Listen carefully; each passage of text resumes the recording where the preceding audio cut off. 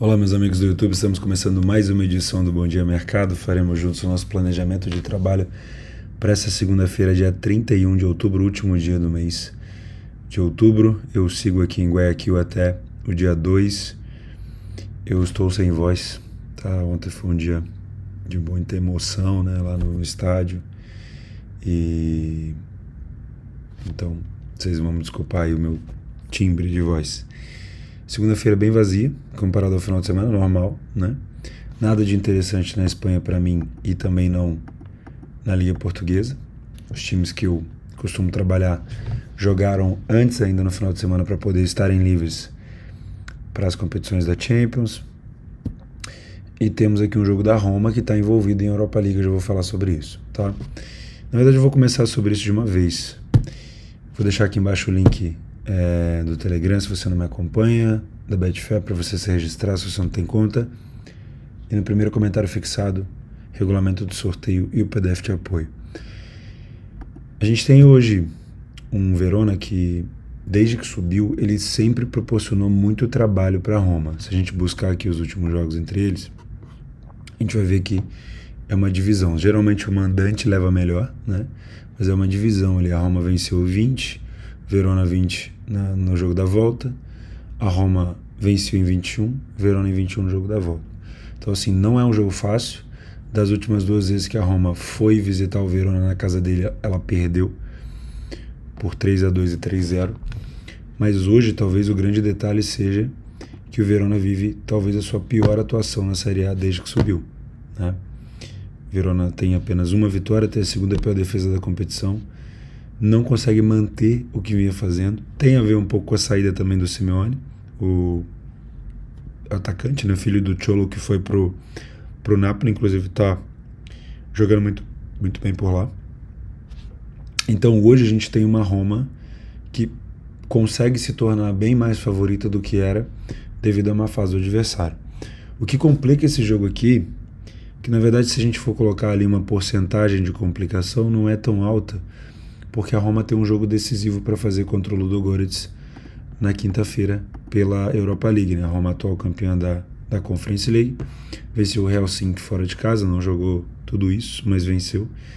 E agora tem uma decisão contra o Ludogorets para garantir o segundo lugar do grupo. O primeiro vai ser difícil, acho que nem é possível, para conseguir fazer um confronto de 16 avos com alguém que vem da Liga dos Campeões e conseguir se manter na Europa League, tá? A Roma não fez uma boa Europa League. A Roma, em muitas situações, jogou de salto alto e é difícil, né, você manter o foco numa competição. Já era assim na Conference e agora na Europa League, porque o Mourinho já foi campeão da Conference, já deu um título de UEFA para Roma, um título, se não me engano, que a Roma não tinha. E também tem essa questão da disputa do campeonato, né? A Roma tem 22 pontos, já está 10 atrás do Napoli, mas eu acho que o grande objetivo do Mourinho é levar a Roma de volta na Liga dos Campeões via Série A, porque pela Europa League é bem complicado, tá? Então assim, de maneira geral, acredito que a Roma é favorita. O Verona vive uma péssima fase, ofensivamente falando, é um time que não é tão ruim, 10 gols marcados, apenas 3 a menos que a Roma, mas defensivamente falando, o time sofre 11 gols a mais do que o time da Roma. Infelizmente, se eu não me engano, o Dybala continua machucado, né? O Dybala é um jogador de vidro, infelizmente, para Roma, né? Mas a gente tem aqui o Zaniolo, o Pellegrini e o Abraham que estão dando conta do recado. Os últimos jogos da Roma fora de casa, a gente não teve derrota, inclusive vitória contra a Inter, com virada, se não me engano, no segundo tempo, empate contra a Juventus, enfim, dá para destacar essa boa aparição da Roma fora de casa. E o Verona, a última vitória foi contra o Sampdoria em casa. Se a gente listar aqui só dentro de casa, 3 derrotas para times grandes, tá? Milan, que hoje disputa título, a Udinese, que começou muito bem, e a Atalanta, que também está disputando título. Então, venceu o que tinha que vencer, que era o confronto direto ali embaixo, na zona de rebaixamento, tá? Mas tem perdido ponto para times como a Roma. Então vamos ver, a minha ideia aqui seria colocar já uma definição de lei para a equipe Campo Verona e confirmar. A Roma, de maneira geral, ela não é um time confiável, tá? tá? Porque toda posição que eu abro na Roma, eu preciso ter uma confiança defensiva, e a Roma dificilmente me passa essa confiança, porque é um time também que transita muito bem entre os estilos de jogo. Facilmente você vai ver a Roma recuando para contra-atacar, mas é favorita, na minha opinião, tá? Para vencer. E eu preciso só confirmar no live que tipo de desatenção a Roma poderia ter por conta do jogo do Ludogorets, porque o Ludogorets não é um adversário difícil, apesar da Roma ter perdido para ele fora de casa. A Roma conseguiria aqui vencer o Ludogorets, acredito eu, tá?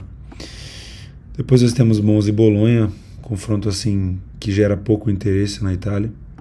O Monza subiu esse ano, o Bolonha não vive uma boa fase. O Monza dentro de casa venceu 2 e perdeu 3 jogos, tem vamos dizer assim, um ataque bem abaixo e uma defesa também bem fraca. Tivemos um problema aí com o Pablo Mari, que sofreu um atentado lá no supermercado, ele passou por cirurgia, tá tudo bem. Mas o Monza, assim, dos que subiram, teoricamente é o melhor, porque o Lecce, que foi campeão, tá em 17º. O Cremonese, que se eu não me engano veio via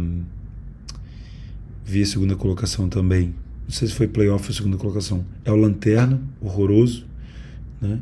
E a gente tem o Monza, que hoje talvez consiga se manter. O Monza é um apanhado de jogadores, não é ex-jogadores, né? Mas são jogadores já aproveitados muito em outros times, que vão pro Monza, e tá dando certo. É um time do Berlusconi, né? Para quem não se lembra, deve ser muito de lavagem de grana, mas enfim, vai se mantendo ali em cima.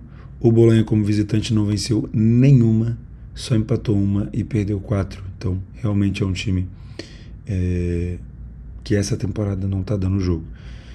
O principal jogador do Bolonha se chama Marko Arnautovic. Tem muita gente que critica o Arnautovic quando ele jogou na China e tudo mais, mas para o nível do Bolonha, mesmo com a idade dele, ele consegue entregar muita coisa, tá? Então fica de olho nisso. Tá aqui o Mari fora do jogo e pro lado do Bolonha tá tranquilo. Jogo sem viés, se eu fosse trabalhar em alguma coisa, mercado, sem definir algum preconceito nem nada, só para match odds de boa. Ceará e Fluminense. Ceará ameaçado de rebaixamento, não é ainda um risco eminente do tipo, se não vencer cai, mas você tem uma situação muito complicada, porque o Goianiense começou a pontuar muito, o Avaí dificilmente vai escapar, mas o Goianiense começou a pontuar muito, e você tem Curitiba, Cuiabá, Ceará e Goianiense com uma diferença de 2 pontos. Então qualquer um pode cair, qualquer um, tirando ali o Bragantino, que não cai. Então vai ser complicada essa disputa final. O Ceará não vence, acho que desde setembro. A última vitória do Ceará foi contra o Santos, tá aqui embaixo, vocês nem estão vendo, ó.